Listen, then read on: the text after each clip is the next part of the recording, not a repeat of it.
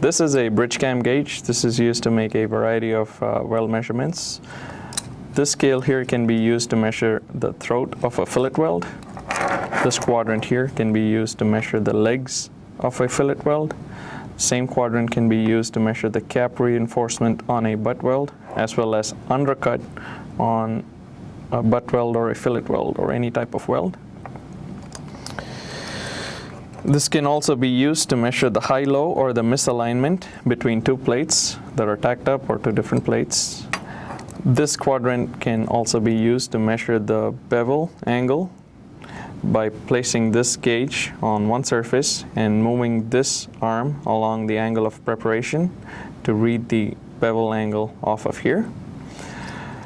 For standard angles or 45-degree angle, this corner here can be used to check against, and there is a linear scale provided here and here to measure the length of the weld and any defects along that length. This is an AWS weld gauge, or an automatic weld size weld gauge. This is used to measure the cap reinforcement on a butt weld. This is used to measure the legs of a fillet weld, as well as measure the convexity and concavity on a fillet weld. This is a fillet weld gauge. This is a static gauge. There are no moving parts. This portion here is used to measure the throat of a fillet weld, and this portion here is used to measure the legs of a fillet weld. And the nominal sizes are provided on the face of the fillet weld gauge. This is a Vbac gauge. This can be used to measure undercut in a weld. This can be used to measure the cap reinforcement on a butt weld. There are two sample porosity sizes shown here. This can be used to compare against any porosity found on a weld. There is a 1-inch linear scale provided, so the amount of porosity in a 1-inch section of the weld can be read using this as well.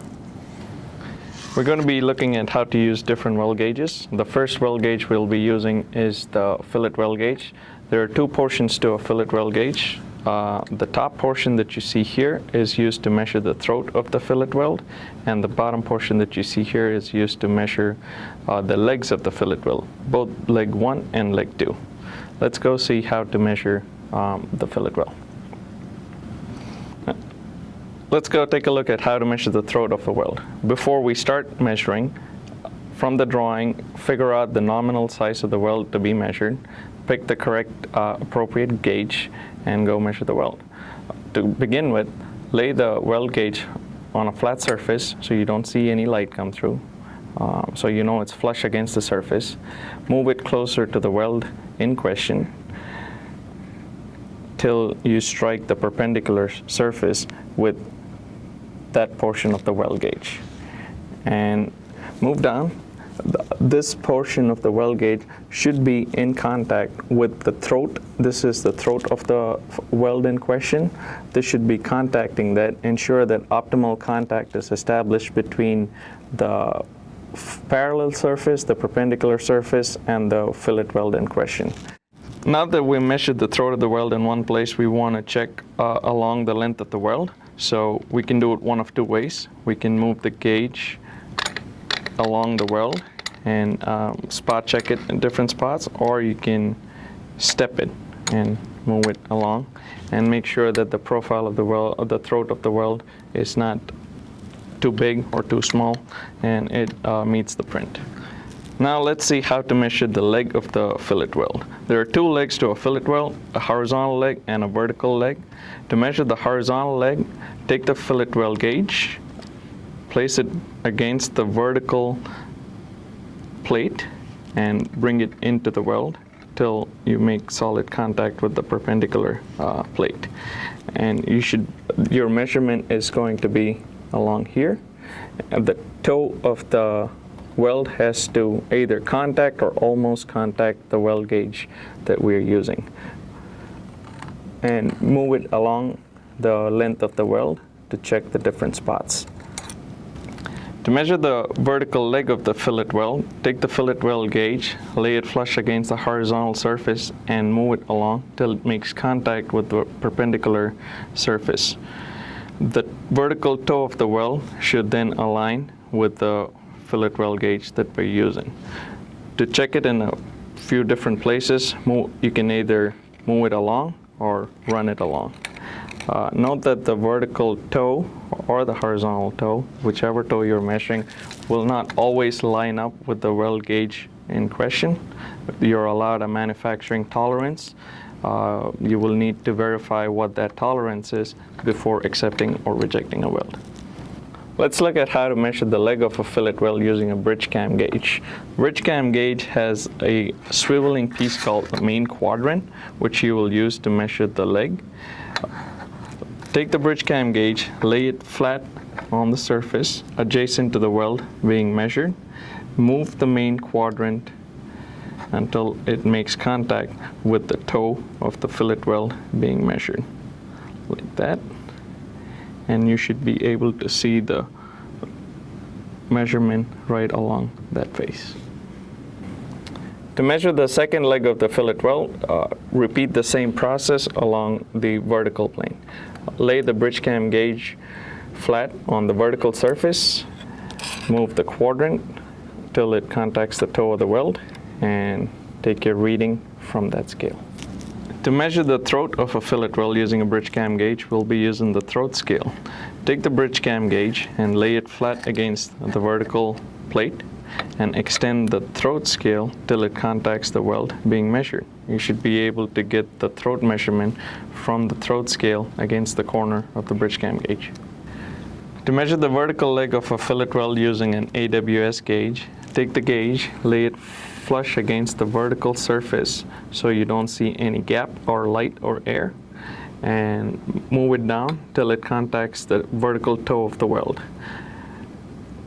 You should be able to get the reading of the leg of the weld off of this leg scale. To measure the horizontal leg of a fillet weld using the AWS gauge, take the gauge, lay it flat on the horizontal surface like this, and move it along until this portion contacts the toe of the weld here, and the plunger contacts the vertical surface.